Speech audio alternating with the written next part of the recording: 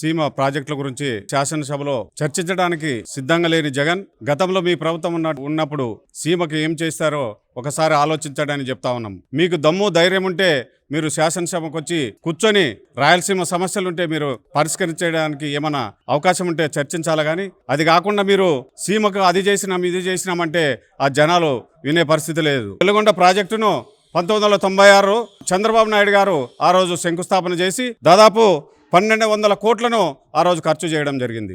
మరి మీరు 2019-14లో మీరు ఏం చేశారంటే 5 ఇయర్స్లో కలిసి కేవలము 2000 కోట్లు ప్రాజెక్టులు మొత్తం రాయలసీమ మొత్తం ప్రాజెక్టులకు మీరు ఖర్చు చేశారు. అంటే 12,000 కోట్లు ఎక్కడ మీరు చేసిన 2,000 కోట్లు ఎక్కడ అని నేను ప్రశ్నిస్తా ఉన్నాను.